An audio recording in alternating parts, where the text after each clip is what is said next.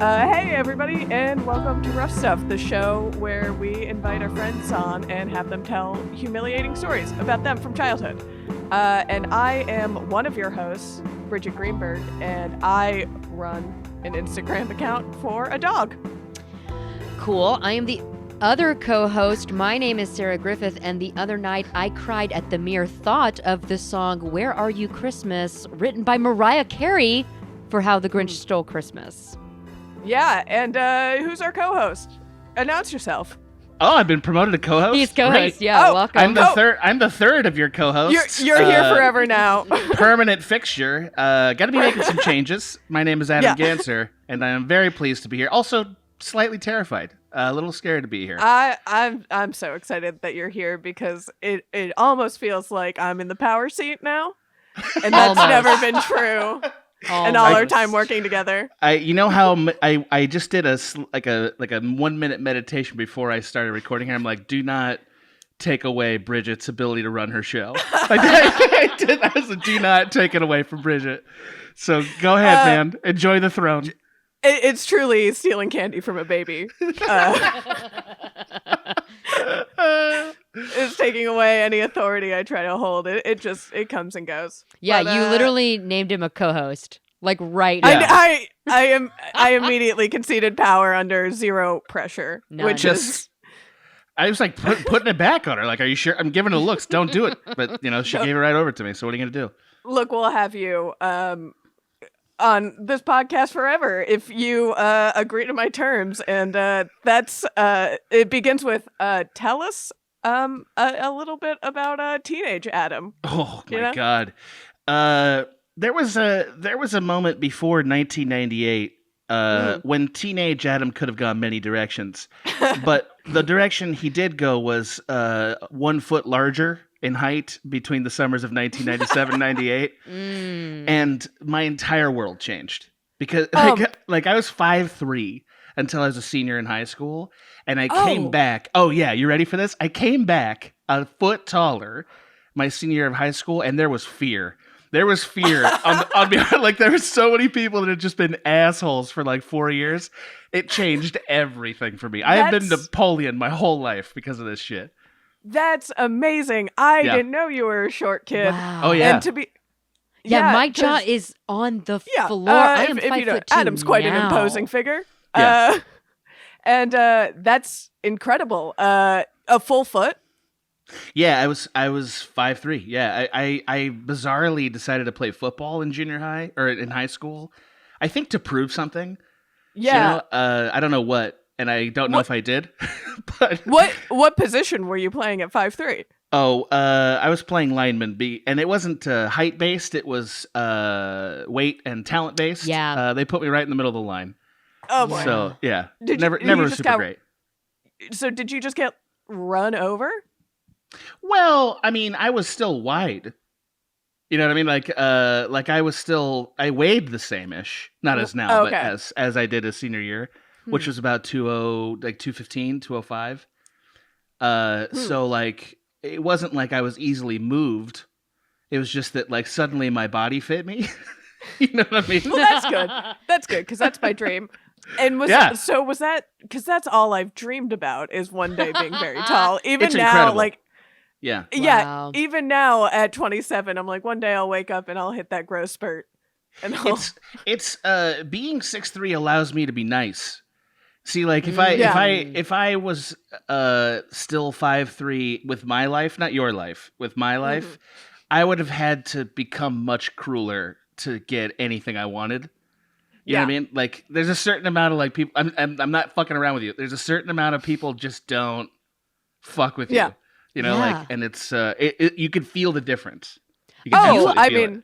You are validating something. I have long thought that the taller you are, the nicer you have to be because you're already so physically imposing that like, I can't imagine if someone like 6'2" ever was like, hey, you hit my car. I would piss myself. I would be so scared of that. Yes. Even I don't know. I remember someone once. The opposite is true in the fact that like you don't really have to. I don't know. Someone once tried to fight me, and I was like, "You think that's gonna matter? I'm 5'3". Yeah, you're gonna win. And Wow. there's just like a certain amount of like, of course you can kick my ass, that you can also just like let people go. That's like putting glasses on your glasses right there is what that Right, is. Go yeah. ahead. Take a shot. Sarah, Yeah. to validate your theory even further, since that day, the number of times people have told me that the first time they met me, they were terrified is so high. I can't it's in the 30s maybe. It's a lot of times. A lot of Wow. So how okay, did that manifest then? So you come back, Yeah. you're now 6'3". Scary, just terrifying. How did that like end up manifesting and with the people around you? How did you just like there was nervousness, Right. because I was like picked on, right? Like my nature Right. is not. I play a character for Small Beans a little bit of being like Yeah. an aggressor, but like Yeah. honestly, I like to make peace and get along with people. Like that's what I love, and I was that way when I was a small man. So like just the threat of violence was like always present in high school. Like that's what's crazy about junior high and high school is like you could get in a fight any day. Like it could happen true. to Yeah. you. Like that can't hormones happen are raging? now. Yeah, that can't happen now. You know what though? There is a part of me that there are some days at work where I am just a little bit like, why don't you two just fight? Honestly, just duke it out. Right? Yes, because sometimes as adults, we just need to put our fist up and like beat each other to death sometimes. Well, the death part is where one Okay, eyebrow that's a gets little raised. bit much. That's a little bit much. I'm sorry. Have you ever been in a fight and then like afterward you're like, let's have a beer and like figure it out? Have you ever had that moment? I have never been in a fight. Oh, really? That's a male thing, I feel like. Yeah. I just said I want to that's see more definitely- fighting, and I myself have never been in Well, a fight. I don't think I don't think it even has to be in the context of a physical fight. Okay, true. Then for sure, I've definitely had beef, squashed it, and then moved on. Yeah, like my brother's best friend, right? And I'm not here to tell his rough stuff, but like my brother, Right. like in high school, he had this like one hangout with this one guy, and they just were not getting along. And then like they finally just started hitting each other, and then like 2 minutes later, they were like they were done with it, Yeah, and they were like they were best friends for 5 years after that. I do think- know guy groups who will just duke it out, and then like after it's done, and they can move on, which is why I personally go to therapy, but I guess for them, physically fighting is better. That was their therapy. Yeah, I think the I guess like in my experience, my equivalent of that is not the same at all, in that I would not like someone have like a beef with them, and then all of a sudden we wouldn't talk for like a year, and then one day someone would just be like, hey, remember when I fucking hated you?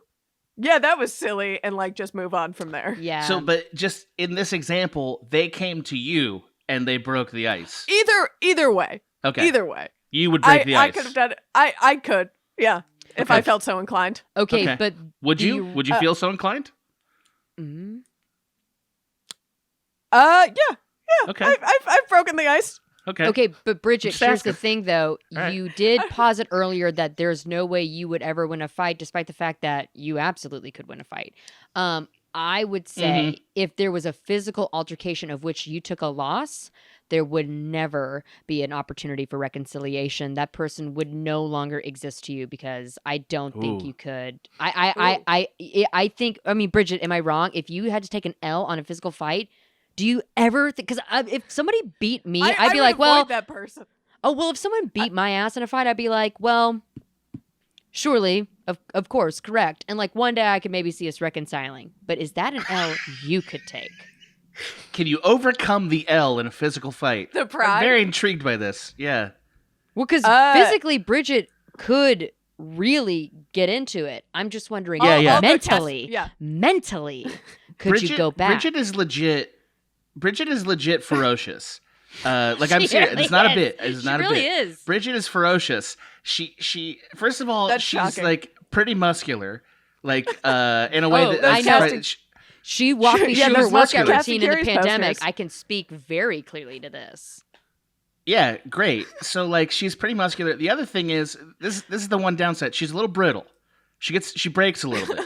She I do- breaks a little yeah. She does break. She does But break. I do She have does weak break. joints. And none of the joint points. If you hit me in the joints, I'm done for. I'm gonna collapse. yeah. When my brother, those joints. yeah, when my brother Yeah. and I would like roughhouse when we were kids, there was a rule because he had stomach issues, so I couldn't hit him in the stomach and he couldn't hit me in the knees. So we both had like our handicaps.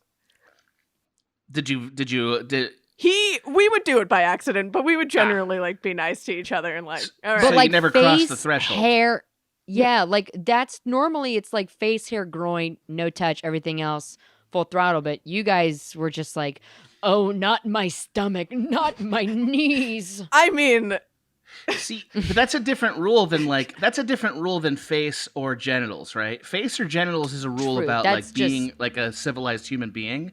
Got it. yeah, I mean that kind of is a given. Like we were No, just roughhousing. it kind of isn't a given, Bridget. It kind of Ooh. isn't Yeah. a given. Yeah. This tells you a lot about how your family works, right? That you could have a rule in the physical roughhouse and that they would follow it. See, The that tells you Greenberg something. children are very obedient. That's I'm aware. I'm aware of this. Yeah.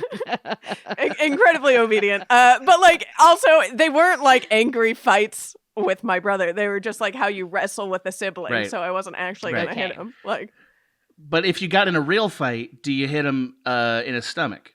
I mean, we no, don't have I couldn't. you couldn't do Wow. it. Okay. I Like a gentleman. Okay.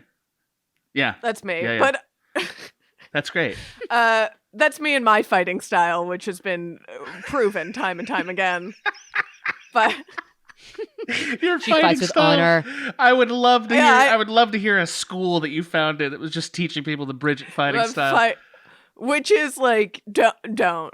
Just don't. Which Rule is rule one of Fight Club. Don't. Please Don't. don't. just don't. You guys don't. Not Come in the on. don't. stomach. It's Use not your worth it. words. Don't. Seriously, don't. Yeah. Here's the thing: I could probably handle myself, but mentally, I'm not gonna get angry. I don't have like an anger trigger to fight someone.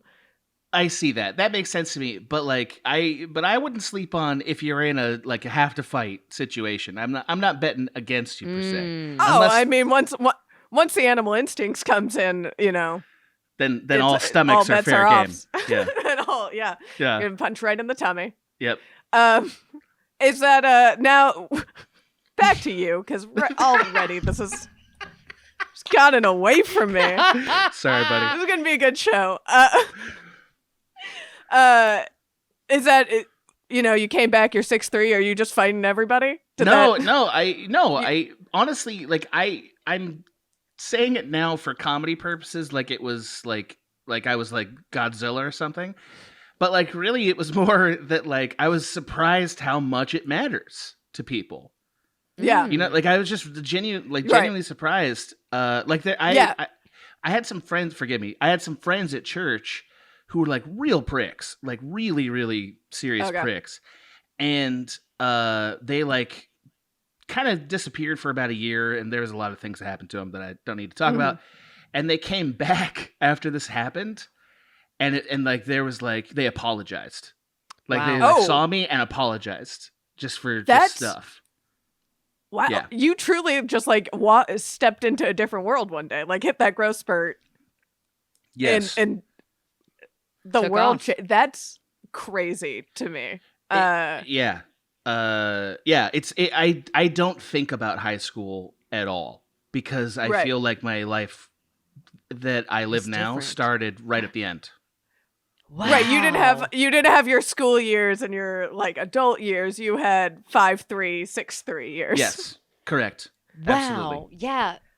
Bridget and I are both like 5'2". I'm sure Bridget will say she's 5'4" or whatever, but like I'm this 5'4". This is I'm very 5'4". eye-opening. This is like I'm really Adam, thank you for sharing. This is kind of what I always hoped a growth spurt would be like, but I'm glad you're confirming. I mean, I just remember learning Just also remember, I could never be like I didn't have the kind of charm that works with being not a tall person. You know what I mean? Right. Like I didn't have I'm not. You weren't cute. adorable. You know what I mean? You're I'm not a adorable. cute little Yeah. girl. You know, a cute Right. little girl. I tried. Not quite.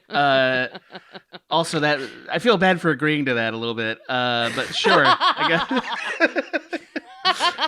But I didn't have that, right? Like that's kind of the only reason I do jokes at all is because of the pre 6'3" me. I wouldn't do them otherwise, probably. You know. So, do you think how you operated socially changed?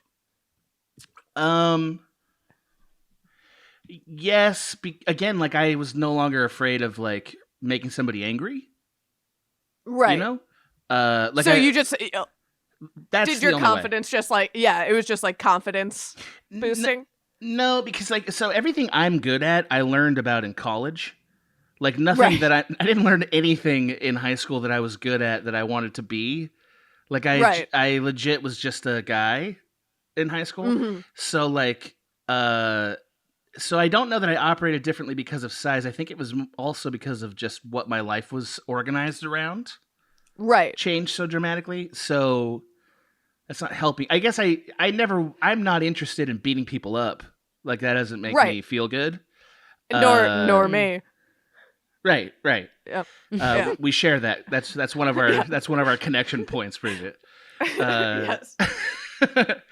But so I didn't have to operate differently, but I definitely like the perk of not having to be like a I'm so sorry guy anymore was nice, I guess. Mm. What was that? I mean, I'll probably like. I realized as you were talking, framing it around high school, was most of your like social.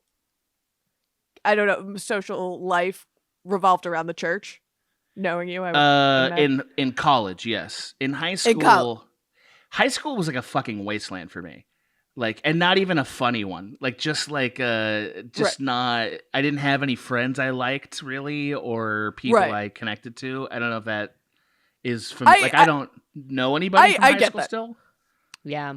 I get that. I remember in high school thinking like, you can do it, Bridge, 4 years, and you can then start your like then people will like you for real and not just because of circumstance. Do you feel like you did in college? Do you feel like it? You know what I mean? Do you feel like college it clicked? I mean, I had like one or two friends in high school that I still like keep in touch with now, who are still good friends of mine. That I'm like, oh, I like you, but in college, I definitely was like, all right, you can be Bridgett more here. Yeah. So I have another question because it's related to my experience, and that is like, did you start trying to be different people in high school, or did you start doing it in college? You know what I mean? I don't know if the idea of trying to be different people is very funny. Oh, and scary. It's a scary question, but I guess more in college. In high school, I was very much just like, you're gonna do this like weird funny girl thing. And I mean, that's gonna stick with you for sure, but you can try to be cool in college. And that didn't go well. So are you asking me? I'm just enjoying the episode, honestly. I'm loving the new host, Adam. I think he's doing a fabulous job. I'm really just enjoying listening. Finally, now I get to hear an episode of Rough Stuff. So good. Should get me really good. I like it. But I will say this is how all of Adam and I's conversation would go. You know what? And I knew that. Has Bridgett ever told you? Has Bridgett ever told you what our interactions were like at Cracked? Because I think you should know this. I'm sure, yes, but I do want you to talk about this specifically. There's two types. There's two types of interactions. So one is there would be me griping. Like there's a listen to me griping part that was like, and it was like very philosophical, and like I'm passing on these gripes to you kind of way. And then there was like me trying to be supportive friend. Like those are the two versions. Would you say, Bridgett?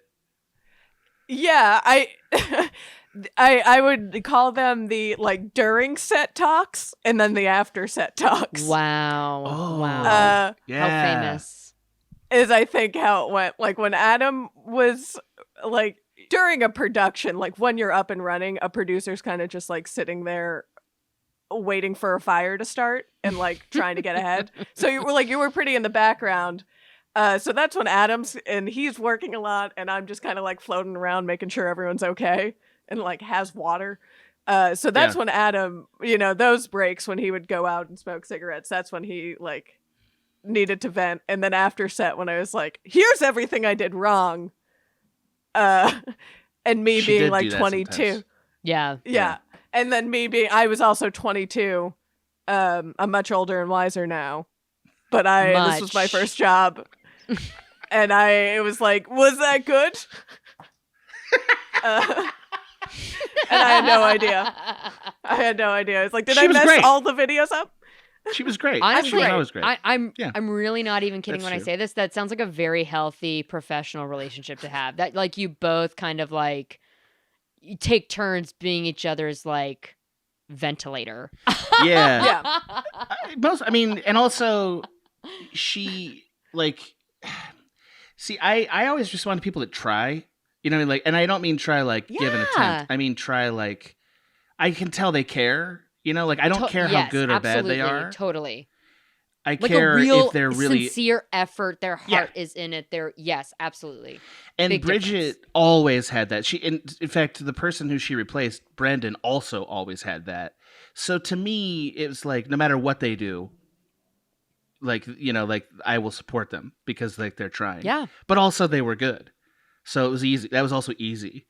But meanwhile, being an old bastard, like they also have to weather the gripe stuff. And poor Bridgett, she was so professional about it. When I'm out there just like fucking this, fucking that, and like just being a real grouch. Is this gonna go in the episode? Am I wasting your time right now? I don't know. I honestly, it started, and then I reached out to you to ask to do this, and I was like, this will be interesting because you've told me some stories that that are funny, and I was like, he could do this. This would be fun.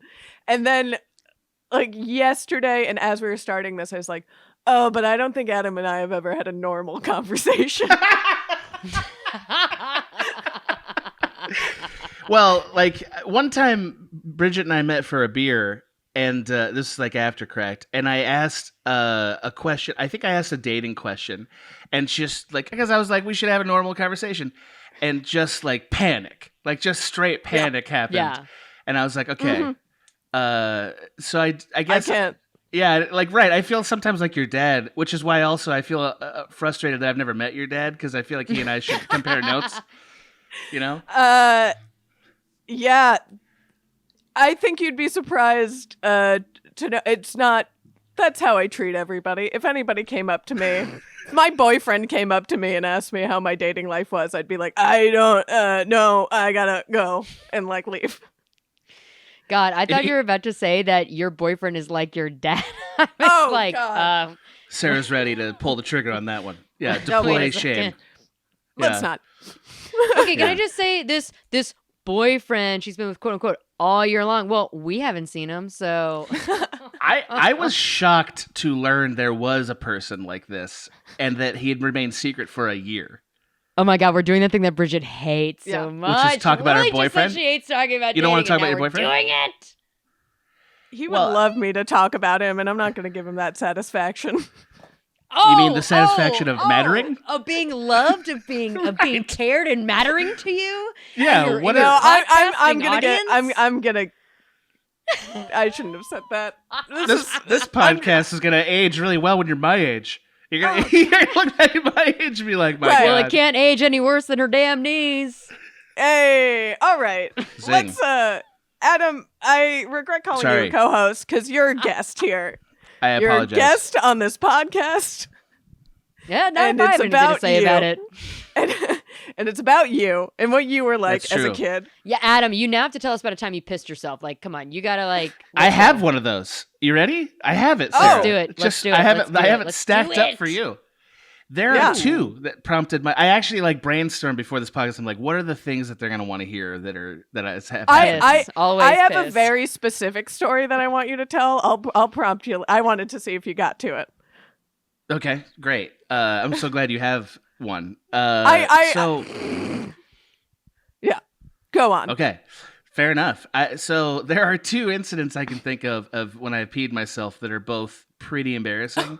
One of them was, I think I was like in 3rd grade, so like too old. Oh, Too old. Yeah, Just on the cusp of like being too old, like you barely. I don't think that's on the cusp, man. I think they worked that shit out around like True, I don't know, guess. 1st grade, like a while.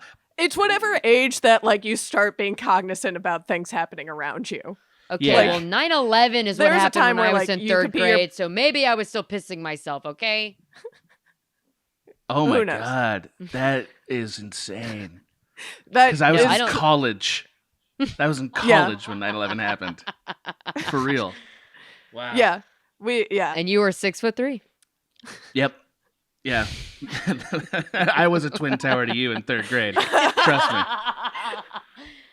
Sorry, but you were saying you pissed yourself. these jokes can only go one way, Up. and it's They can not go great. up. Yeah, they can go Yeah, up. Yeah. the way up. So I had like 5 of like, you can't say those. they're all boner jokes. You're not allowed Yeah. to make boner jokes on the rough stuff? What are we Oh, no, you can make boner jokes. I was going to make jokes about More you 9/11 falling. jokes? Yeah. Yeah. Oh, yeah. Which, That is I don't- how that went. That is how that historical event went. yeah. Thanks for the point. reminder. I nearly forgot. Hey, don't Sarah forget. Sarah comes in like a plane, sabotaging your bits all the time. That's what she does. I love it. I really like this. That's the dynamic. Yeah, it's beautiful. The tweets we're about to So- get. Yeah, so this story won't live up to any of these jokes. But I went to an overnight, again, Christian, like camping thing that was military themed. Okay, I don't know why it was military themed in hindsight, but that's crazy, right? Ooh. Yeah. So like, Yeah.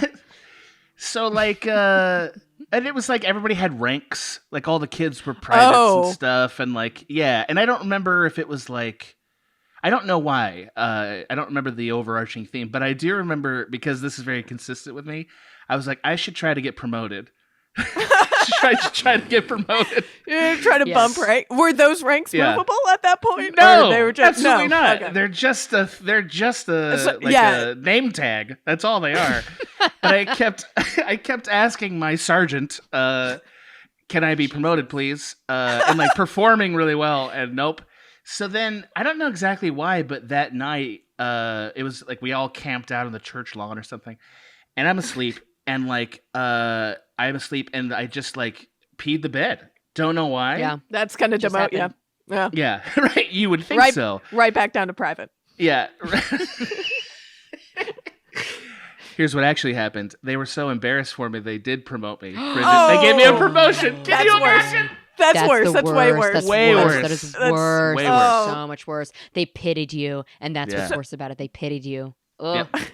Yep. Oh, man. Did the other So, like, kids everyone know knew. why you were Yeah, promoted? clearly. I think they did. I think there was probably, honestly, like I blocked a lot of this out, but I'm guessing Yeah. it didn't smell great. So, right? yes. I'm so guessing, the- you know, I you're in a love- tent. Right. I love that the clear path of logic is Adam's now a sergeant because he peed the tent. Failing upwards, baby. Yeah. Yeah. No, that's. I mean, if only it's how it works in the animal world. That's how it works should in work Christianity. the world. You can just continue to fuck up Okay. and still be. Way to go. We love that. She's not wrong. She's not wrong about that. It makes Uh, sense. Military. Also, you were recruited to fight the war on Christmas, and Adam, I want to thank Yeah. you as a fellow God warrior. The war on Christmas. yes. Yep. And we're all soldiers in that war. Oh, save it, Bridgett. If there's only thing, if I could change that culture, that's the first thing that would go. You know, the second thing that would go, all 4th of July celebrations. Did you know they have those? They have services that are 4th of July services. It's a regular thing. Yeah, it's a regular thing. Now, one of the like a Oh, pastor not who in my mentored me in church. college quit because they refused to stop doing it. Because they should. It's a church. Yeah. It's not a... Yeah, there's no correlation. None whatsoever. In fact, I would say the Bible is famously like anti-war and anti-violence against another. Yeah. It's known Maybe for I'm that. reading. Yeah. Yeah, I think that's something they talk about even in the Bible, Old and New Testament. Because I'm trying to think of like Temple was not we did not have 4th of July celebrations, and it wasn't militaristic, but Clearly. But I remember Girl Scouts always had like very weird patriotic like military themes, and I feel like that's a thing in Girl Scouts and Boy Scouts. Like, so anything like camping, when you said camping had a military theme, that added up to me.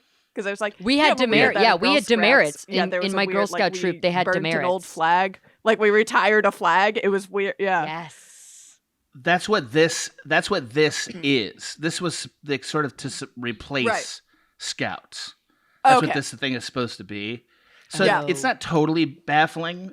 Like, it's not all propaganda. It does fit what exists in children's programs, but boy, it sounds bad in hindsight. Yeah, it's weird. In hindsight, when you think about it, you're like, there's no connection to these things. We don't have to do that. Yeah. But, you can't pee on those trips. That's like number one. Like, they don't really let you. They don't. Yeah, don't that's not. It's frowned upon. It's frowned upon. Peeing. So you have a second. This is not the first. Is that the first peeing story? That was one of two that came to mind. But I'm okay with other embarrassing anecdotes if you want them.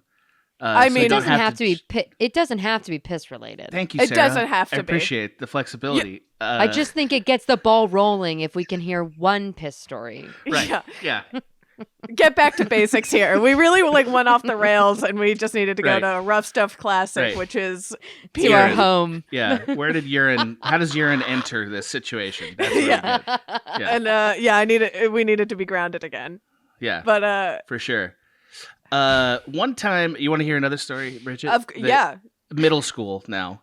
Love it. So, I moved a lot as a kid. Not because my dad was in the military. I just that's how my life worked out. So I went to like 5 different schools between kindergarten and high school. I think maybe more. All around California. Like, were you all within L.A. and Orange County? All within L.A. and Orange County. Yeah. So. Yeah.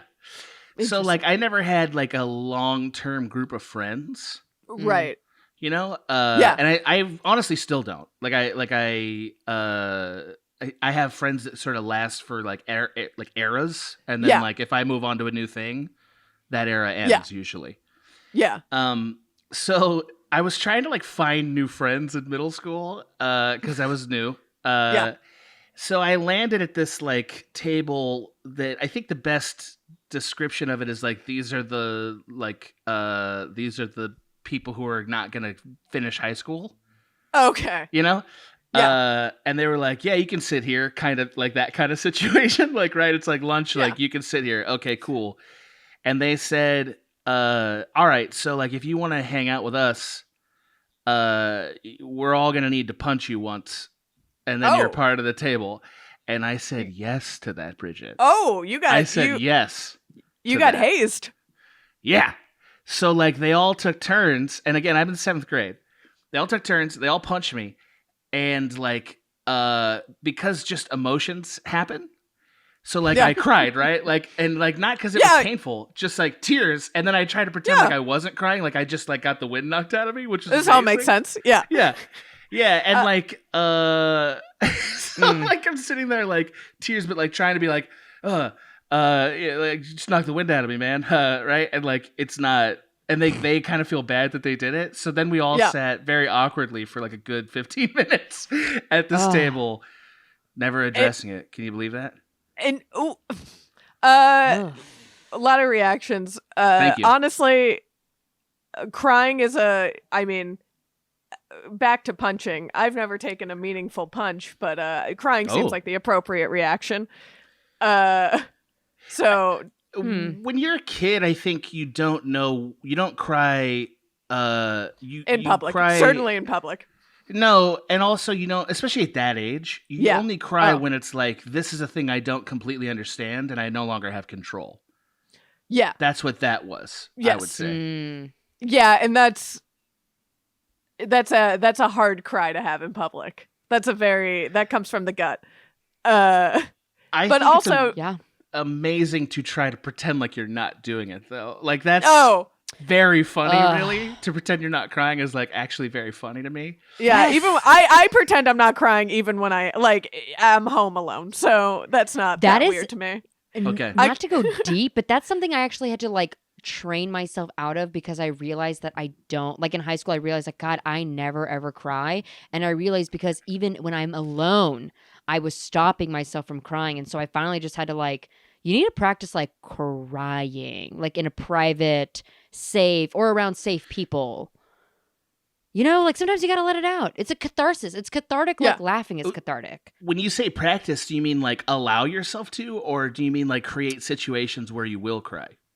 Honestly, for me, it is a little bit of both. It is a little bit of both. Yeah. Sometimes I will find myself really worked up. So like the other night, I turned on a little bit of Les Miserables and had a little bit of wine and really just like gave myself the environment of like, you know what? I'm going to have a cry tonight. Like Great. literally I love this so much. Let me self myself up to cry because it's been a while. Or not like I keep a calendar of it. Just sometimes when I'm feeling like really tense and overwhelmed, it's like I know I need to release this somehow.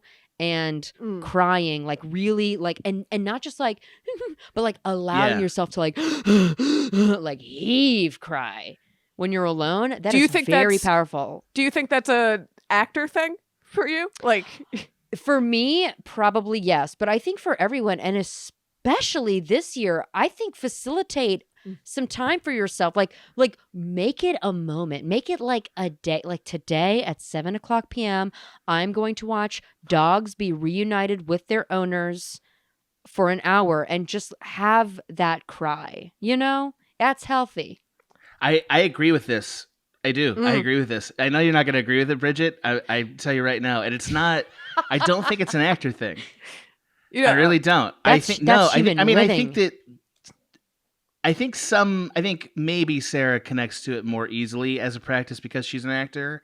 Right. But I have to. And this is what I'm saying. I started yeah. this practice in high school when I was in theater for the first time, and I was really struggling with like getting anything less than just like neutral. And so actually what I realized is that like I myself do not cry. So it a little bit of both. It serviced me professionally and personally. Cry. I completely understand that. 100% understand that. When I was younger, like in high school, I always felt like I don't feel the right way about things. I need to feel the right way about, like, I don't have the reactions and emotions people have. By the way, I still don't. I don't think anyone feels like they do. Of course, but nobody talks about that. So like we all begin a kind of self-flagellating like ritual that is to create those feelings or to find access to those feelings so that we either belong communally or so that we can have those feelings at all to know what they are. Like there's kind of there's a curiosity to it and there's kind of a masturbation to it.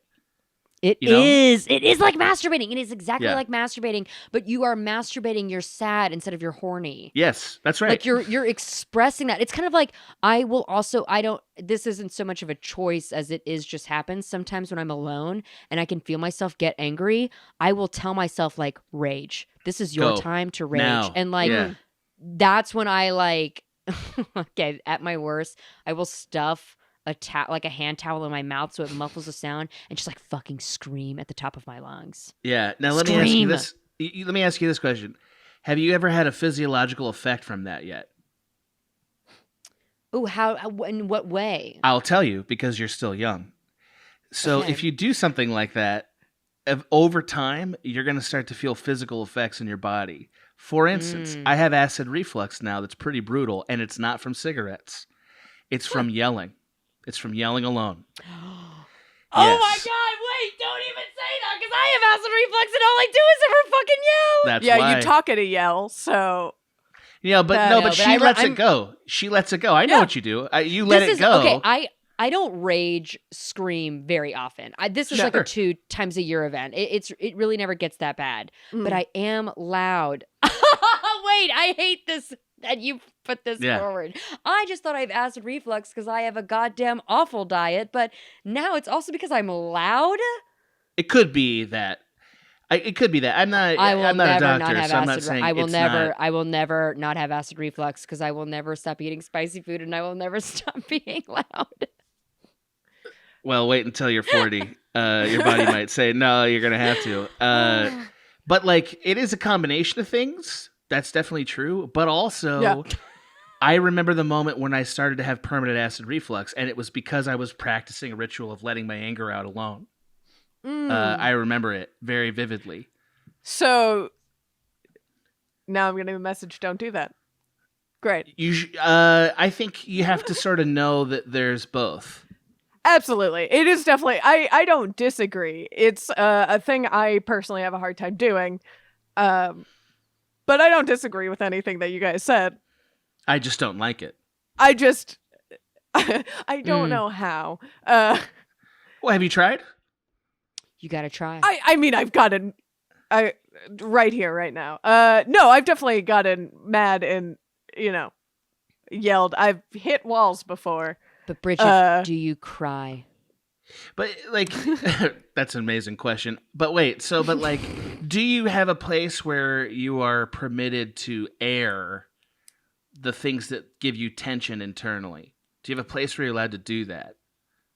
Like a spiritual practice, even a spiritual practice. And I don't mean I'm not telling you like how to do it.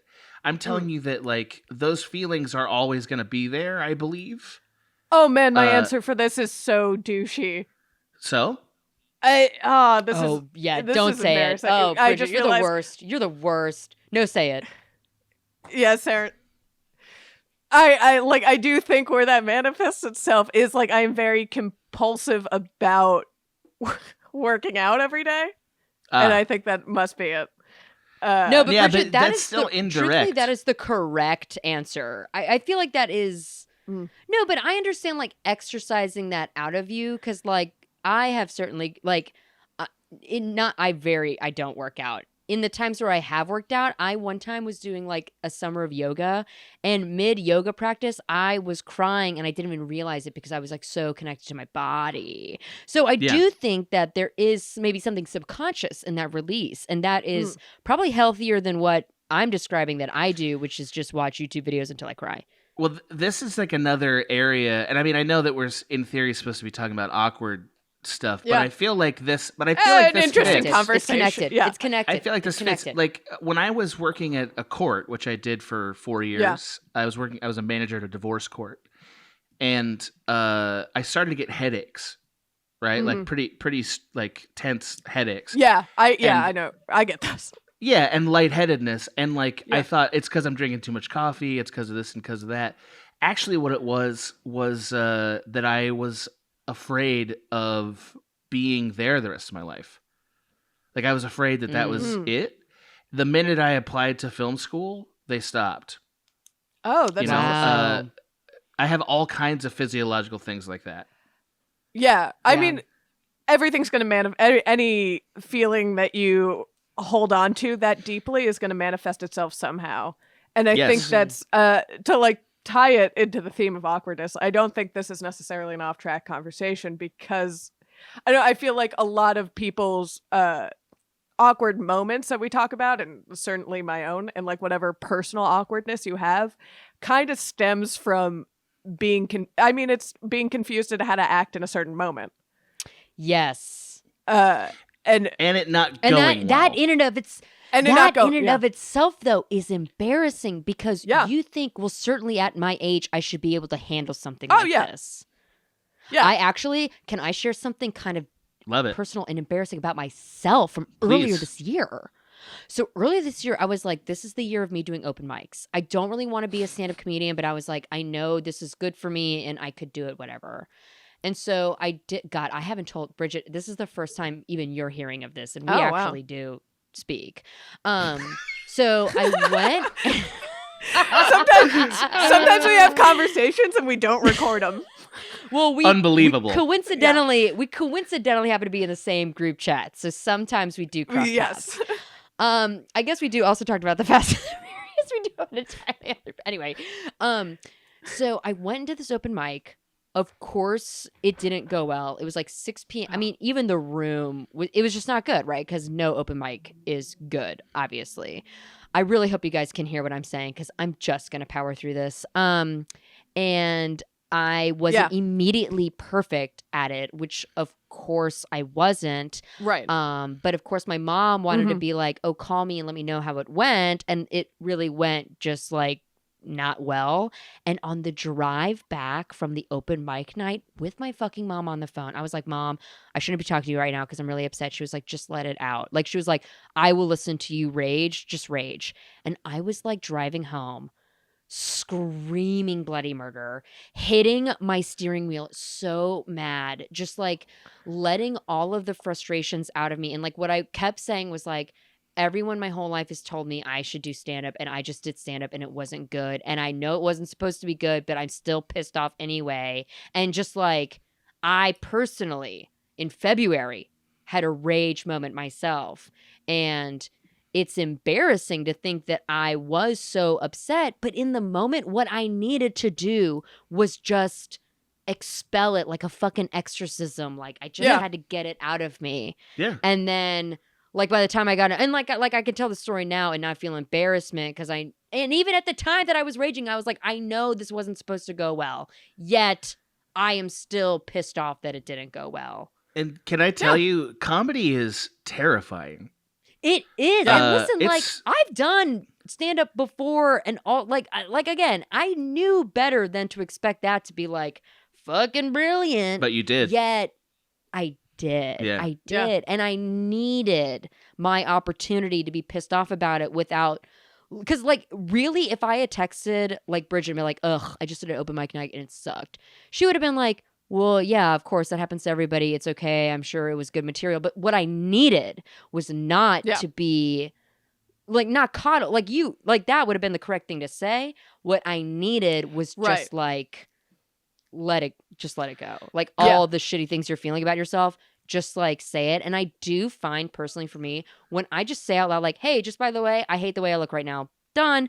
And when I can release those thoughts of self-consciousness, I am able to like move on from it. You know what I mean? Because it's like, it's out of my mouth, it's into the world, and it's completely gone. Comedy is like wisdom in that there's no way to fake it.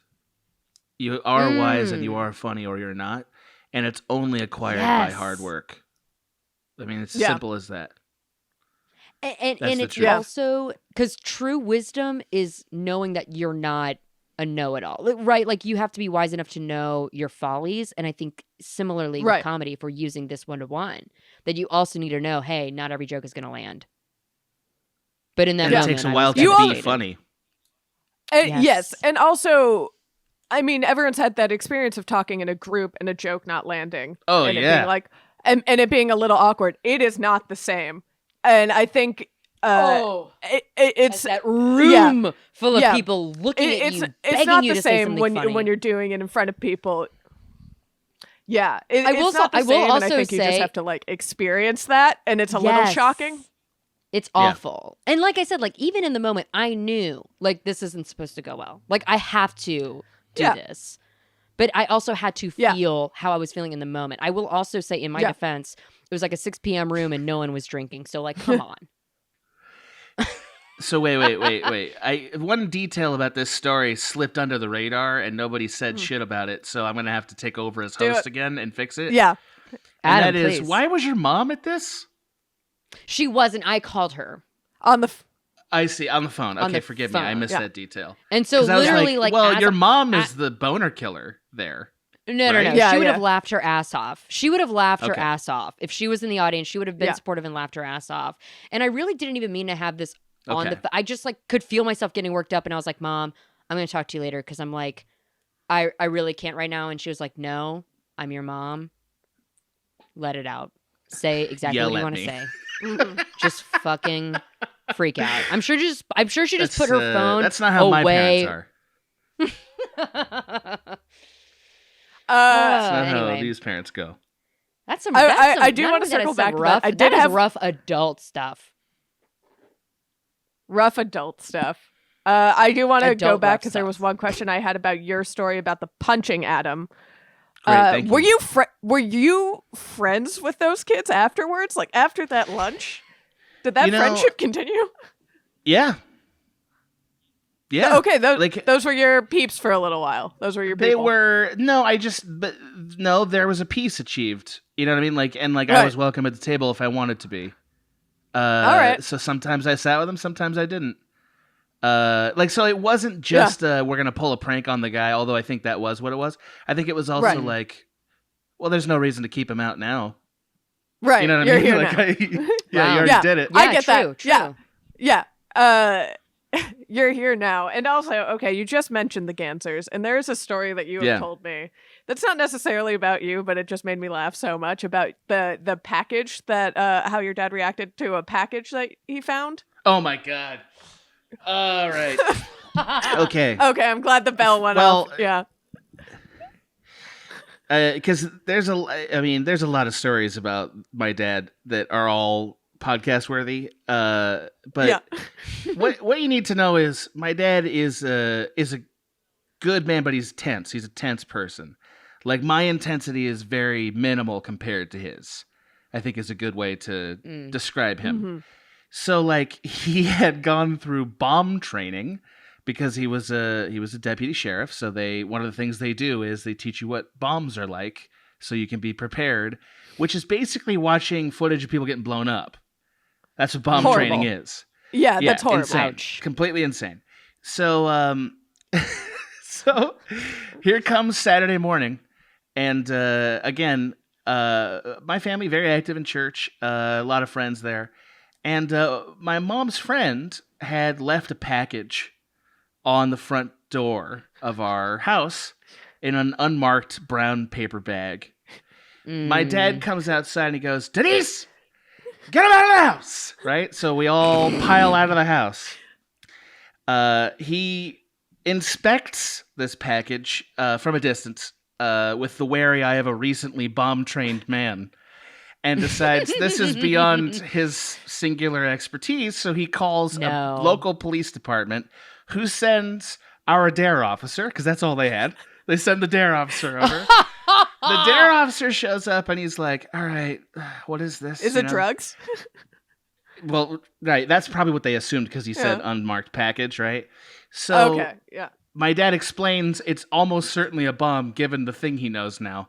So they went into my father's garage and took 2 long pieces of board. And by long, I mean 10 foot long. And they hammered them together to make a makeshift lever. Okay? Like a makeshift lever. They stand 30 feet back from this package. All right? And they're like, on 3, we're going to tip it over. Meanwhile, my brother and I are having coffee on the curb, like across the street, watching the proceedings, right? My mom in her bathrobe just like shaking her head. So they like 1, 2, 3, and they knock over the bag, and it's just CDs. It's just a bunch of CDs my friend left my mom.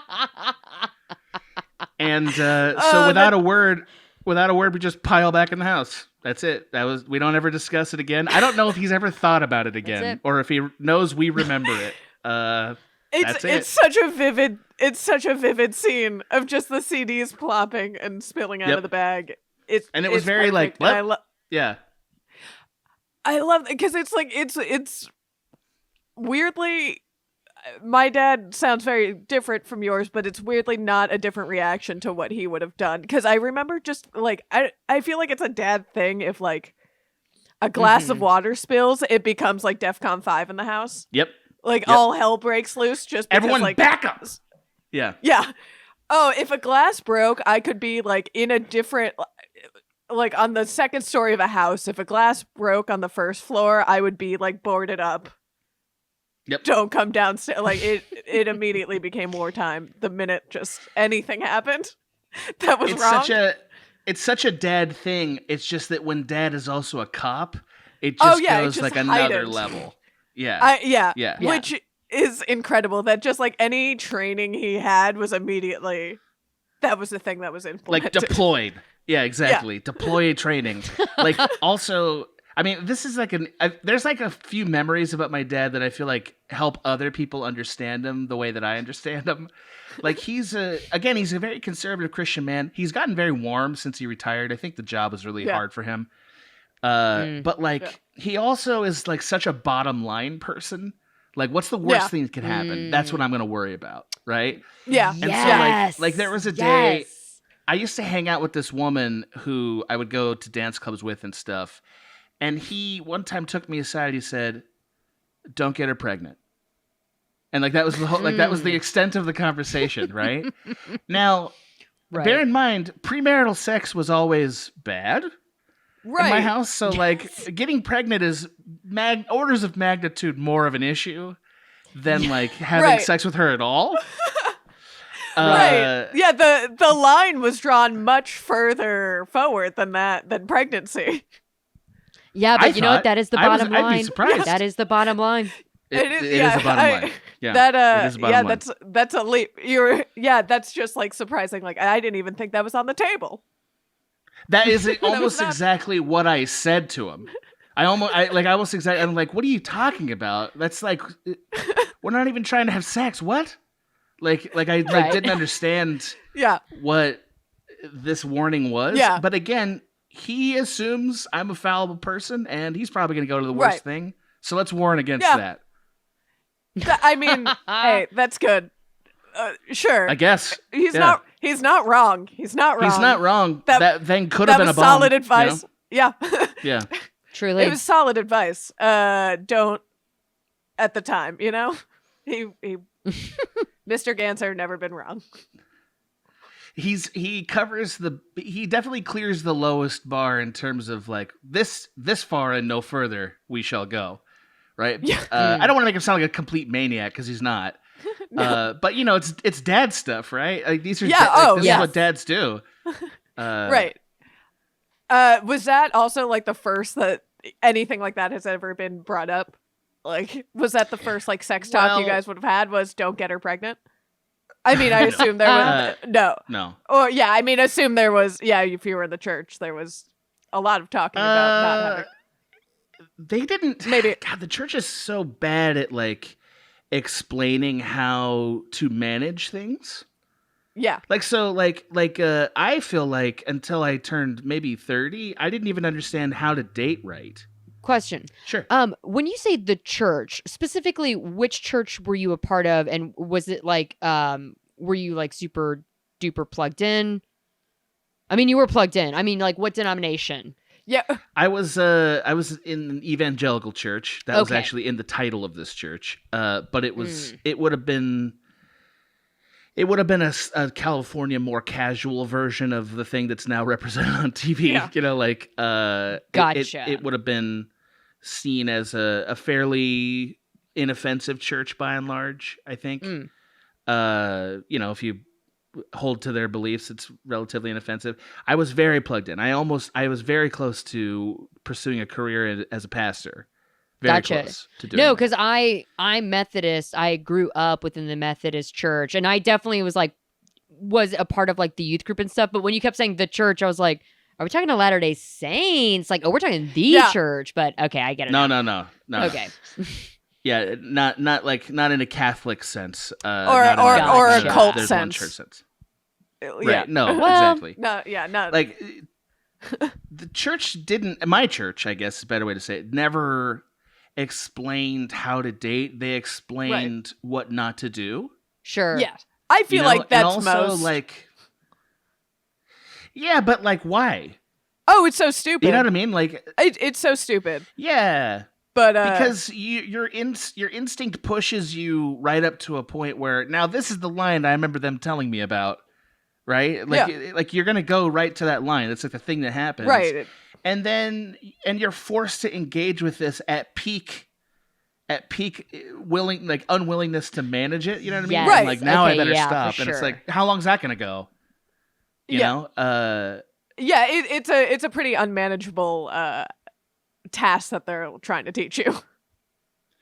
Right, like you need actual positive practices and also like nobody tells you what are you looking for. Right. Did you ever get to talk like what you're looking for Oh, no. when you date? No. Not at all. I didn't either. Shouldn't we? I mean, we had a talk similar like that at my church, in my youth group at least. Like we had like boys in one room, girls in the other, and it was just kind of more about like, I think it happened in like 7th grade, and it was basically like, because Methodists are like famously Christian light, like we're very, very lax about maybe some other things that Christians take seriously, and other churches were like, listen, it's fine. Like, it's all good.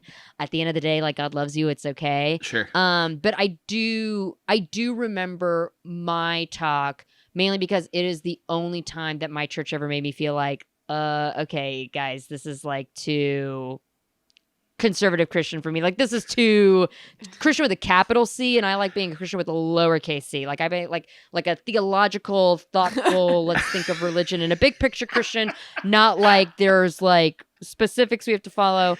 Not like I can't use my bra as a weapon. Right. They basically the angle more so on my talk, and because it was the girls' talk, it was kind of more like a look, you know, there is the possibility that you gals will have sex before marriage, and that is on you to decide and on your heart. Just it was a very almost like slut shamey-esque, like just keep in mind that once it's gone, and people might talk about a reputation, which isn't exactly like in terms of people will talk and reputation, like that's maybe not a terrible thing to warn a teenage girl of, like, this is something that'll happen, but there definitely is a way to say it that's like, you know, I think it's fair to say like you might face scrutiny over this, that, or the other thing, but at the end of the day, you have to be yourself. Or I don't know. There's just probably like a better way to go about it, because that was the time that I was like, all right, just take it fucking easy. All right. Yeah. You have to make a case for a rule. Every rule needs a case for it. Yeah. Like, not just, and the case shouldn't just be, if you don't have this rule, bad things happen. There, especially a rule like that where it's like, well, we all want to do one thing, and the rule is the other thing. So why is that the rule? There should be a reason for that, right? You don't really hear I will say, presented. I was close with the girls who were in that group. Like, we were really good friends, and we would tell each other everything. None of us were like sexually active or even like barely kissing boys. So it was also a little bit like, you're talking about something that in our minds right now conceptually is like 30 years in the future. Like, we're not even going to have to worry about this until I'll we're be in our... dead then. Honestly, I I'll will. Be dead. Certainly married off by that point. It did feel a little bit like, let's get them while they're young. Let's introduce this idea of like virginity. But I also remember that was literally the only time that we had a talk like that. And I think, I don't know if they got feedback about it or whatever, but it was a little bit like, why are you telling us this? Why do you care? And also like, okay. Like, it's just like, I don't know what to do with this information, except remember it for a time like this. That's so interesting, because for me, growing up in like a pretty Jewish community, and growing up, my family was pretty involved in the temple, and still is. No like temple related group ever had sex ed. All like any sexual talk with me, it was always that only was from school, and it was never it was never moralized about. It was like, this is what sex is. This is what could happen. Here's how to prevent those things. There was no moralizing. It was very like black and white. Like, here's the facts. Public school in Texas a little different, but good to hear. Yeah. Good to hear. Yeah. I mean, that's interesting. That's interesting because like they don't go into the theology of sexual morality. No, they don't. I mean, no, sorry, I'm not answering for Bridgett. I was, but no, mine didn't, and yet it did also. But sorry, no, Bridgett, you answered this question. You're the co-host. I never had like, even you would meet I think it might be different for men and women, because a lot of rabbis don't want to meet with older women alone, or like once you're bat mitzvahed, you're not really meeting with a rabbi alone anymore, where men are, right? So that's different and is its own set of issues. But I did, I would go to a rabbi every week before I got bat mitzvahed and like train with him and talk with him, and nothing was ever brought up like that. Yeah, that's probably a sketchy for the area past. for an adult male Yeah. Yeah. Because we had women talking to us. Yeah, there was no woman in our there's no woman in our temple who would have talked to us about that, really. Wow, so you're out there in the world just cut loose. Yeah, I guess so. I mean, I don't. Well, okay, you didn't go of buck it. wild. I didn't go buck wild. Your parents probably talked to you, and probably your mom maybe even separately talked to you. The way that I think most teenage girls have some kind of parental interference. Yeah, not like don't do this, don't I shut do that top down. Yeah. I know what you did. Being me, you don't even need to tell me. I know exactly what you did. Being me, my mom came in very sweetly, like, "Hey, we should talk. You know, you're getting to that age. We should talk about boys." And I was like, "No." I walked away. I straight up was like, "No, I got homework," and like left the room. I visualize you pushing her out of your room via your door, like just closing it literally onto her. But you just need to know where the clitoris is. No. Yeah, and then that's it. And you never found out. Yeah. I very quickly was like, "Oh, maybe later we'll talk about this." And so wait, do you feel like that talk would have benefited your life in hindsight?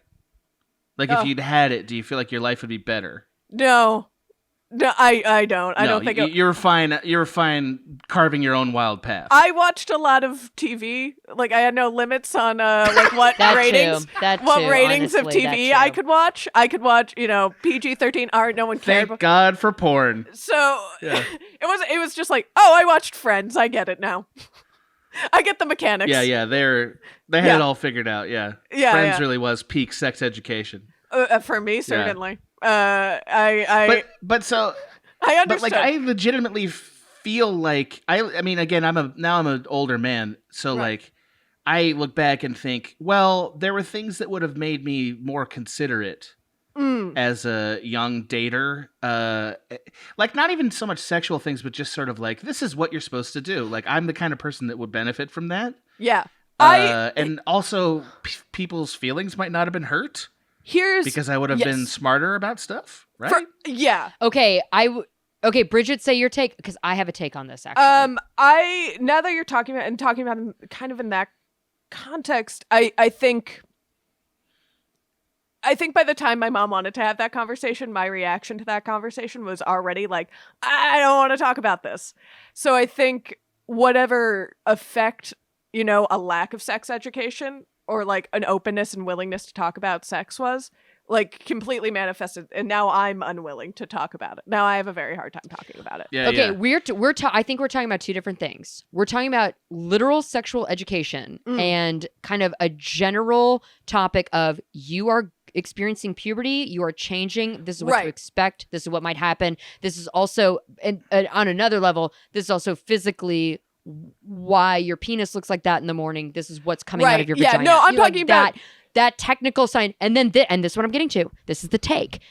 I think what we're also talking about is parental or otherwise adult influences on literally the social cues of dating, when to ask somebody out, how to reject somebody, what you should do on a date, etc. And on that level, truly, after all of these episodes of Rough Stuff, and I just turned 28, so now I am old and wise, baby, I would say that what we're talking about on that end of like parents helping you with your social cues, that can never exist. And as an adult now, I would never give a teenager the cheat guide or code or dating advice whatsoever, because I truly do believe there are some aspects about raising a child, and especially being responsible somehow for a teenager. You kind of have to let them fumble through it, because that is life experience. Because here's the reality situation. My mother right now could call me, and she does, tell me everything that I need to do in order to be successful, and she's exactly right. But I don't do that because I don't want to hear it from my mother, who is always right. So there's that element. And then also, too, honestly, even I'm not even that far away from teenagers age-wise. A whole new culture, a whole new language. Yeah. But think about it, like, you could not put me into a high school and I'd be like, what's up, teens, and instantly be We can't never been kissed you, huh? I cannot be admitted into that social life. And this is where truly like almost the sacred secret all parents have or adults who take care of kids have to accept, which is like, I think especially when it comes to dating, to a degree, to a reasonable degree, you kind of just have to let them fumble and embarrass and heartbreak their way through it, because this is a shared universal experience that we are all baptized by this fire. The way you get better at dating is you date and you Baptized by fail at fire dating. indeed. It's kind of like what I was talking about open mic. You got to be bad at that shit in order to be good. And I think I don't dating is the know. exact same way. I agree that, for instance, like values shift a lot more rapidly now than they did, for instance, like generations before. So there's that problem. And the mechanics of dating as a cultural institution are not that old. Yeah. Like dating is kind of not that old of a thing. Right. Sure. But how can it possibly be better to just like, all right, now go find your spirit guide, my friend. Here's a knife. Good luck out there. Let me I mean, ask. but what- What would like- you have liked to have heard, and Yeah. what would you have listened to? That's the other thing. What is you as a what can- teenager would have been like? Okay, good advice. Well, I wasn't a particularly angry teenager, believe it or not. So I probably would have listened to more than it sounds like you would have, which doesn't make I me don't better know. or worse. I just think that's... Because my parents, we have a fabulous relationship. Yet, Yeah. is there not something of you don't understand because you're not my age, and when you were dating, you weren't texting people the way I'm texting people? I think it's that more than a Yeah. rebellion of "fuck you, mom." It's more like, no, you don't understand, when really they do. Well, of course. Well, but if they do, then their advice is needed, whether the teenager thinks so or not, right? Right. I just Like, don't. ultimately- Are you going to accept that as truth and applicable, Who or knows? is there not a part of you that's going to say, oh, well, you're not in math class with me and this so-and-so? You know what I'm saying? There's that element Right. of doubt. You don't know how it is in algebra. I don't know. Right. I also don't know what advice someone could give a teenager that's not like it. You're gonna get your heart broken a couple times, and it's gonna be awkward and weird. Like I don't know if there's And a way that too, around That's that. what I'm saying. Sometimes you gotta just like let your kid touch the stove so they learn. You know what I'm saying? Like there's a Well, little bit I of think there's things like, listen, when you have these kind of feelings, you need to know they mean X, right? So, for instance, it wasn't until like being a little older that I understood. For instance, people won't just say yes or no when you ask them questions. Right. You're gonna have to Yes. like okay. You're gonna have to like sort of get a sense of enthusiasm, right? This is a cultural issue, by the way, but it's not Yeah. like it's a fucking mystery. Okay. It's not like it's a Okay. mystery, right? This We've known this that. is expanding for me. Yeah. But there's Yeah. that. There's also like there's like, hey, listen, if you're feeling like you're not enjoying hanging out with this person, that's the You don't have time to where you hang out need to with them. admit that and tell them. Right? Like Got even if it. it's awkward, you need to tell them just mechanical things like that are like Right. about courtesy Oh and yeah. thoughtfulness, you know? You're absolutely right, and I think now, like thinking back on it, there are like things that I feel like that's just in a lot of cases, or maybe just mine, things that I remember my parents saying to me, kind of like not in the context of that applied to that I think was just a universal rule. Like I remember being at an amusement park. I'm not a roller coaster person. All my friends were going on a roller coaster and I was scared.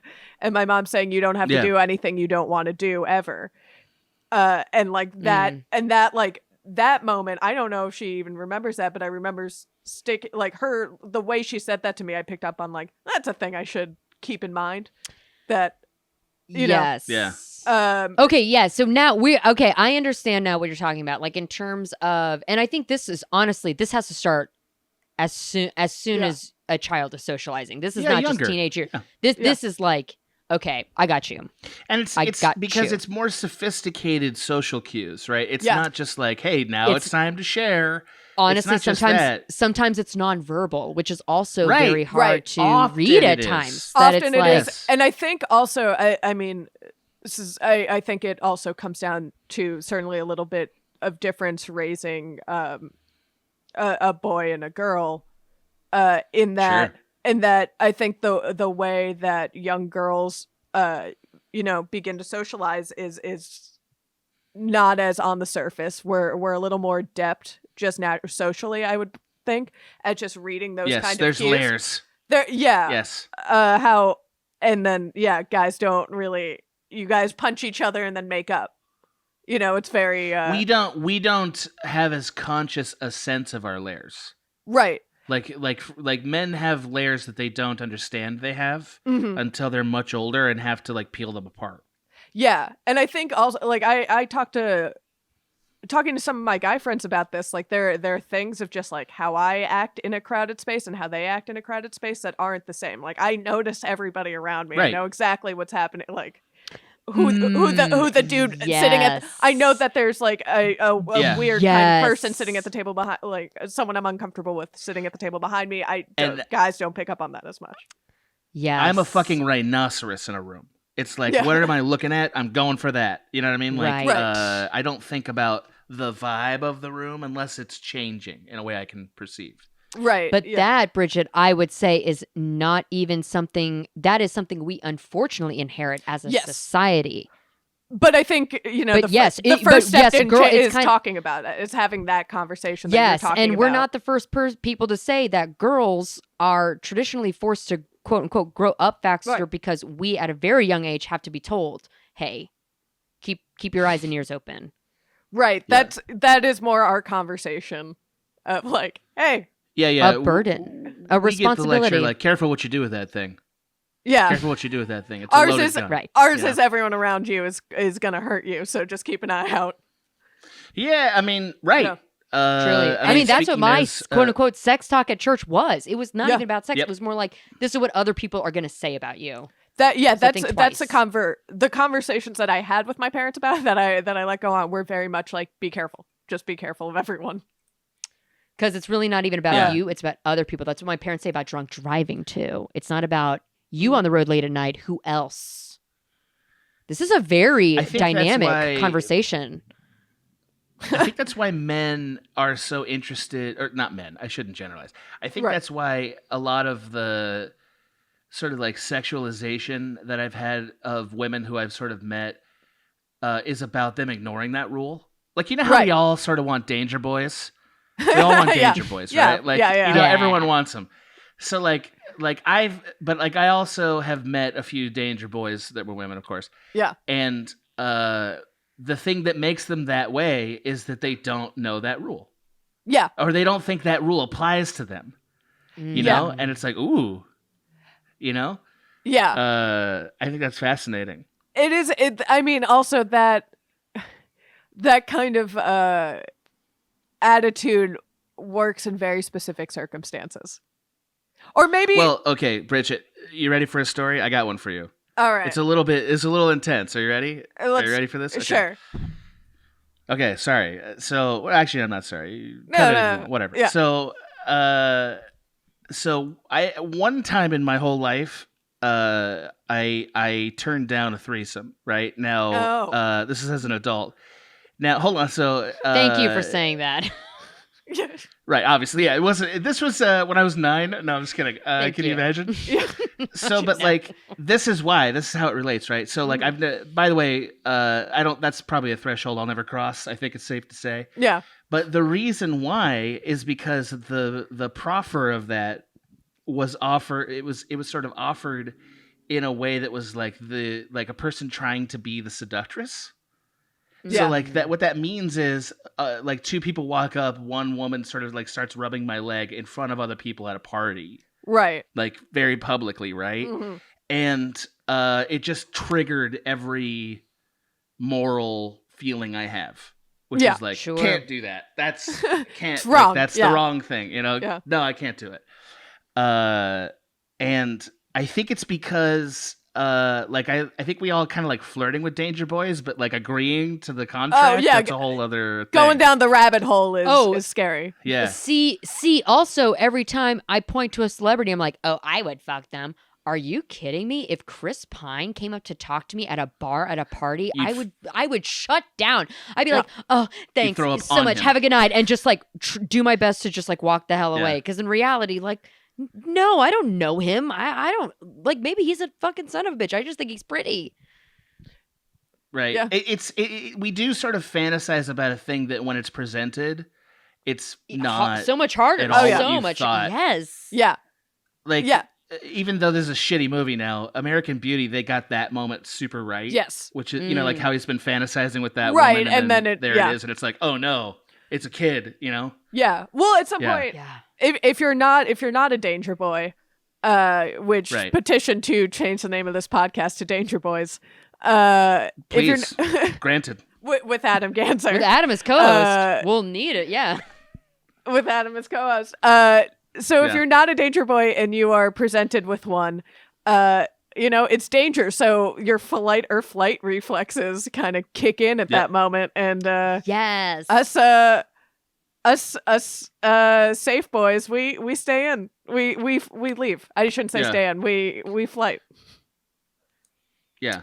Yeah, That's flee. Or you get paralyzed, right? You Right. get paralyzed Yeah. with like, Yeah. this is suddenly this is that. This is and I real, and I'm in over my head. I will you know? posit though, a danger boy, like an aggro danger guy, a little bit different if it's a danger anyone else, because a danger boy, like when a guy is being sexually aggro to you, there is a part of you that's like, I don't know if you're role playing or if you're being dead serious, and in either case, boing, I'm gone.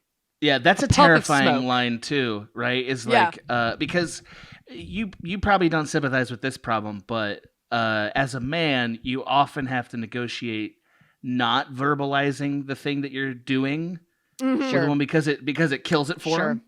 So Yep. that means you have to dip your toe into these territories, and it's like, boy, you don't want to be in the wrong toe. Right. I do genuinely feel for like cis hetero man specifically, because you do still want to get your groove on and your freak on with a woman, and you also have the responsibility of like, I want the person I'm hitting on to know that I am a safe boy. Right. And I'm even a though safe boy. I want to be Yeah. direct, and I do definitely want to get my freak on with you, madame. However, I need you to know fully before we engage in this that I am safe, and I will take no for an answer confidently. Right? Like there is that Right. that responsibility that unfortunately falls on you. Yeah. Like I don't own this leather jacket. I rented it to impress you. I Right. can take it off at any time. Exactly. Right. This is a performance, and now we're talking about gender performance, and let's have this conversation. Well, also, I do think it kind of wraps around to, what we were saying all along in people, especially if we teach people to let the thoughts in their head or like the emotions they're feeling, like let them have them and be able to vocalize them, because that solves a lot of these problems. If there wasn't such a stigma of like, hide, keep your feelings down, hide them, you don't have to express them, find another way, then if you could just go up to someone and be like, hey, I think you're really beautiful and I'd like to talk to you in a flirtatious way, do you accept? They keep an honest person honest. Yeah. But the question becomes, what do you do with, and I mean this in a gentle way, what do you do with a person who's like Bridgett, who will not verbalize like that? Like they can't. You know what I mean? And yeah. Then right? Am I wrong? Am I wrong about that? I anyone who's dated me, I feel awful for. Because you don't need to. You don't need to feel awful for him. But what do you do about it? Well, you just gotta learn how to read the person, and that truly is a commitment to becoming close. Whether it is a friend like me or a boyfriend like what's his face, you just like if you kind of like what we were talking about earlier. Let's bring this all full circle. Oh, this is a full conversation because Adam, you were talking earlier about the difference between trying versus like really putting your heart and soul and effort into it. And I think when you are talking to somebody in any situation that's hard to read, I think even that individual can recognize when I'm trying to make a sincere, earnest connection with them, or when I'm just blowing smoke up their ass with small talk. I think that is very apparent. I also think this is where, this is kind of a gray area in that some boundaries need to, some boundaries, I guess, you need to break through your comfort zone at some point. Because for me, having that conversation Right. is very much like you're putting in a lot of work. You're screaming into a towel to just Nothing wrong with dipping your toe in the water. And Bridgett, I fully agree that sometimes myself as a person, I have to tell myself, like, say more things, talk, engage. You know what I mean? Like, you have to force yourself. But I think it might be a different issue for a person with the background and proclivities of like Bridgett, right? Like, it's not hard for me to say to somebody, and I understand there's gendered reasons for this, but it's not hard for me to be like, yeah, I'm not into that, right? That's not that hard for me. And I think it's, to a lesser degree, also not as hard for you, Sarah. But I think for Bridgett, that is tough, right? Like, that is harder for you. Yeah. Am I wrong about that? Yeah, because no, you're not. Because I don't have that practice of like feel how you're feeling, and that's okay. I have the practice of like Bridget's got to stay neutral, so Bridgett it's hard must to be Switzerland. So do your boyfriends have to? Do your boyfriends have to make a space where they push you to this place? Do your many paramours have to be like, okay, Bridgett? You know what? I'm gonna step in, Adam. I think they obviously, if they're a boyfriend at this point, they like her enough that whatever this is with Bridgett, where she can't say how she's feeling ever, they have accepted that. This is what I'm saying, though. They have developed their own language. And this is what I'm talking about when it's about like making an actual real effort to connect with the person. Because God, this has happened to me where I'm like, I don't know if they like me or not. And then one night they're like, oh my God, Sarah, I love you so much. Like, you're so funny. I'm like, really? Because I feel like I've been talking to a brick. But it is about the intention. It's the intention versus what is actually being said. No, I have to be pushed to have that conversation. That's true. I was giving you a lot. Yeah. You were giving me way too much. I do think it's necessary to. That's how like any like something I would call a relationship would work is like if I'm willing to sit down and be like, we're gonna push past me feeling very uncomfortable about this conversation and have it. Do you ever initiate relationships? Do you ever initiate them, or do they always happen to you? They happen to me. Yeah. Well, that's how some people live, right? That feels shitty to say. I mean, it's not like I'm. Why? That's okay. There's nothing wrong with that. What's wrong with that? People are allowed to like you. Yes, sure. Yeah, but I feel like that's almost too passive of a way to put it. But well, okay, you're right. I kind of gave you a false binary, right? Where it's like either you are initiating or they happen to you. Like, I'm not assuming that you're an agentless like robot that's like, Well, yeah, I just don't want to say accepting like all that, offers. You know, it feels wrong to say that like I am not making decisions here and that I don't also like this person and have like initiated sort of somewhere in the middle ground. You don't necessarily take the active piece.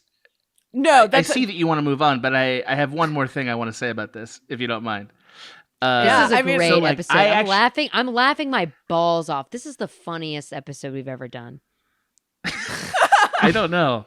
I'm worried that we recorded my therapy session, but I was just thinking this is much more intimate than when our own parents were on. But Adam, you've been requested to be on the show before by the fans, so I say get after her. I mean, you go ahead and this is your time.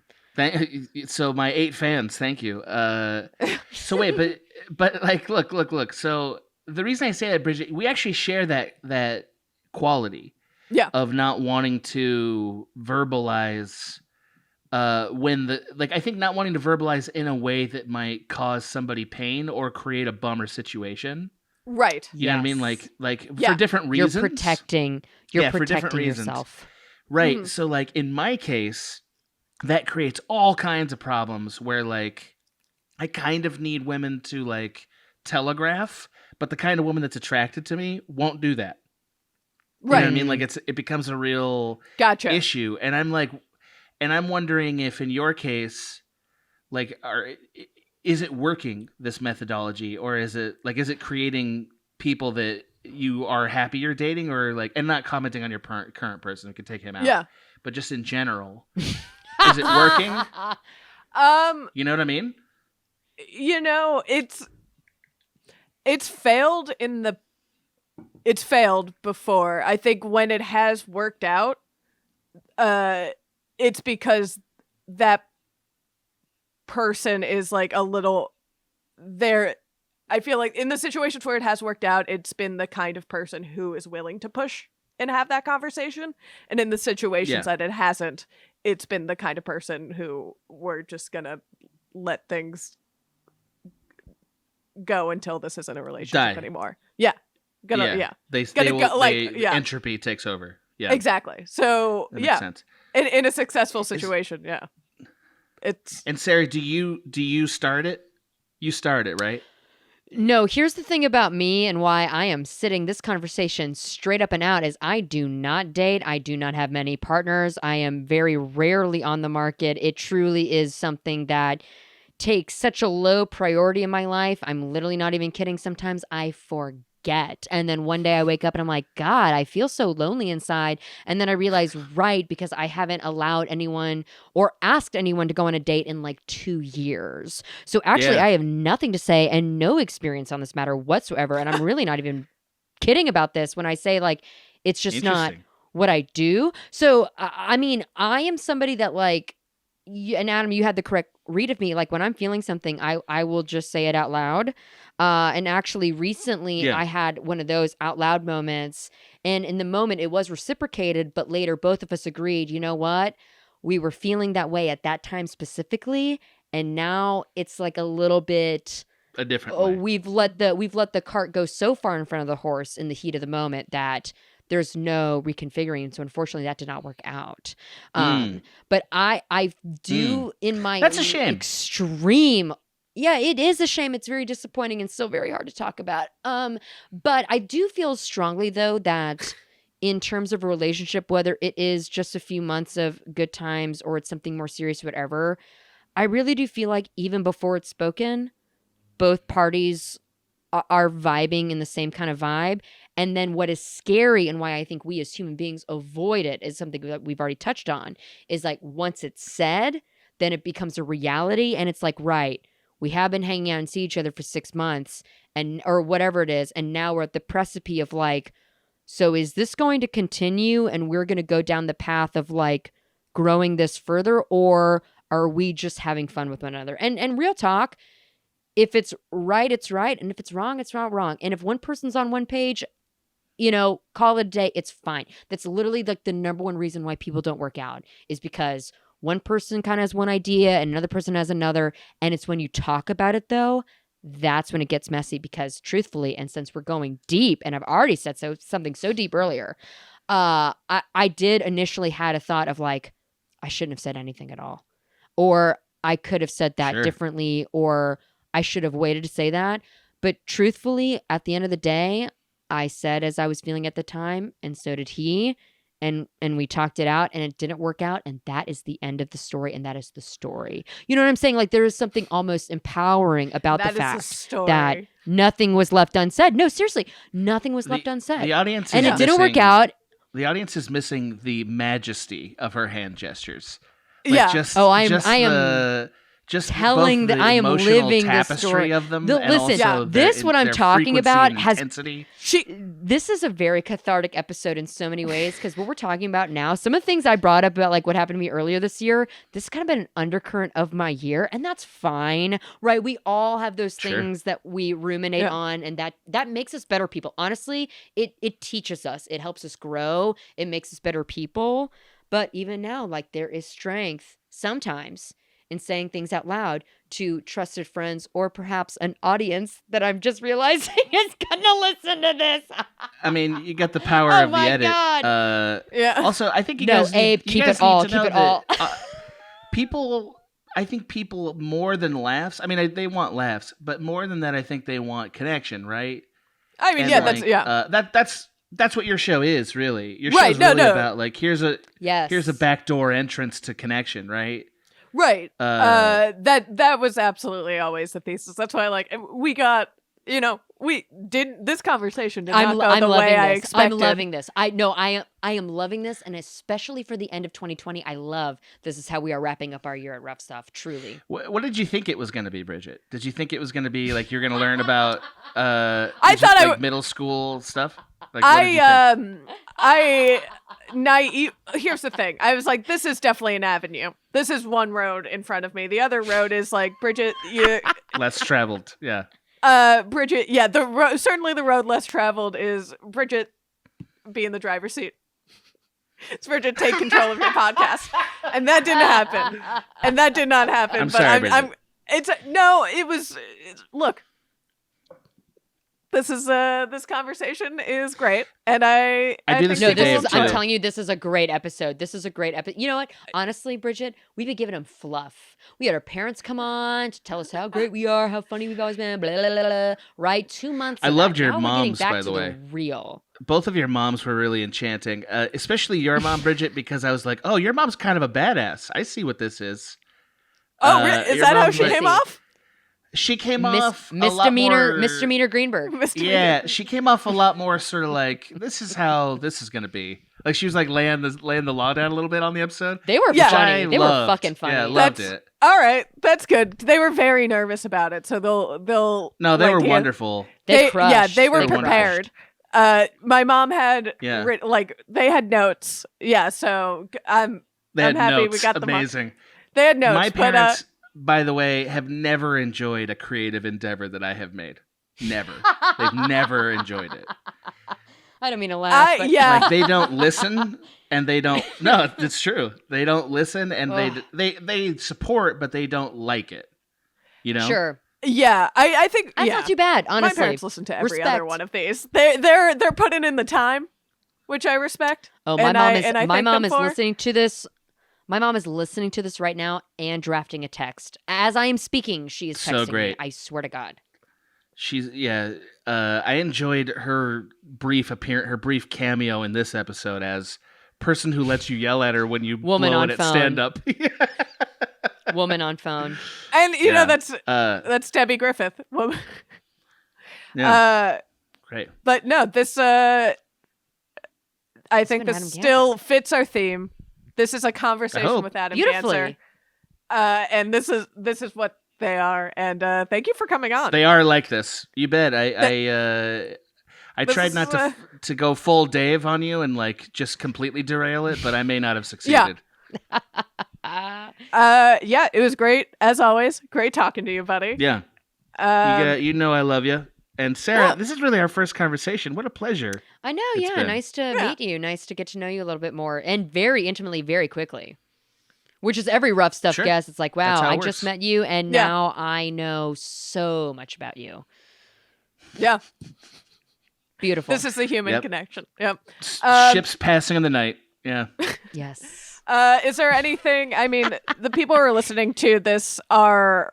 Obviously, they know Small Beans. They know the channels. Is there They do. Anything you want to shout out? Well, I'm sure if they listen to this podcast, they're aware of the other three that I do. I don't have anything to announce yet, Bridgett. Someday. We're looking forward to a Twitter to handle, a website, maybe something we can click on. Well, you can see a lot of the works that I collected that I did at Cracked on my personal website, which is ganserfilms.com, without ads, and also with their proper titles that we gave them internally. Yeah. So it's a collection of like my favorite work. If that's a thing that you want to waste an afternoon doing, by all means, it won't help me, but it might help you. So go for it. Well, my mom will click. Yeah.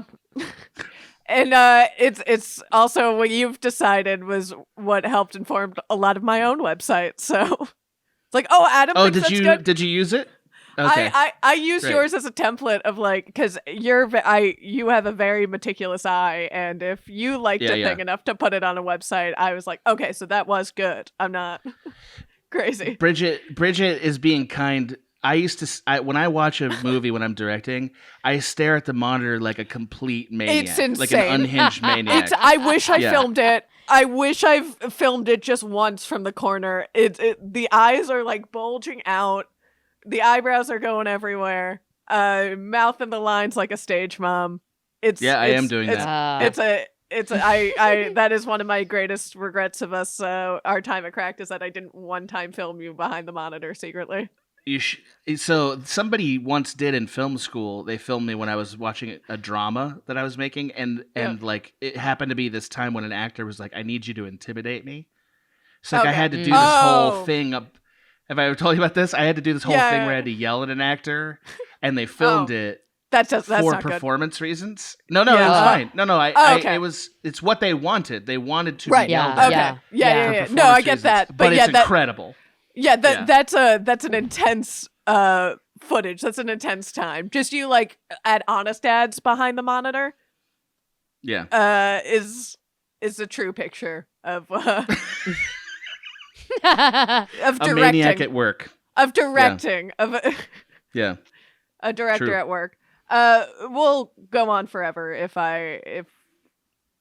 this you keeps let me happening. do it. If you let me co-host. Yeah. Yeah.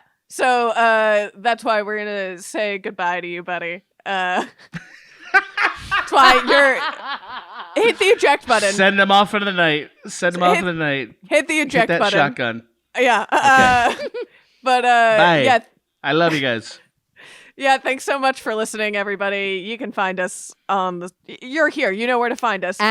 Say it, Bridget. We are at Rough Stuff Pod on Twitter and Instagram. You can email us at roughstuffpod@gmail.com. And finally, and you two are being so rude to all of our listeners. Well, you've been saying thank you. Yeah, we are. But thank you. Sincerely, thank you. Genuinely, you have never had more podcast options to listen to than in this year. And yet, you come back to us. Yep. Month and month again. Some of you even donate to our Patreon, and some of you even go so far as to kindly rate, review, and subscribe to Small Beans on iTunes and tell your friends about this podcast. And I just want to say, sincerely, thank you very much. We appreciate it. I was just telling Bridget. I was telling Bridget earlier, literally, how embarrassing it is sometimes for me to have to tell people, like, I podcast. And I'm like, okay. And I'm like, no, people actually listen to my thing. Like, I'm not just talking into the dark. People listen, and you listen. So thank you, and especially for being vulnerable with us in this very intimate and personal episode. We look forward to coming back January 2021 with Adam again as our third co-host. Bridget will never have me on again. This is the very last time because she knows next we're going to be like, so let's talk about how sex is going. Like, I'm going to ask that. It's like, right, I'm going to lead off with that. I'm wearing a hoodie right now. If this, it's just like a waterfall of sweat under this hoodie. She's gone. She's just gone. Okay, we can call it a night. Now we've said our thank yous. We've said our plugs. We have begged people to rate, review, subscribe. This podcast is 2 hours long. This is too much. Yeah, this podcast is 2 hours. Well, you're welcome for listening to this whole thing. Bye.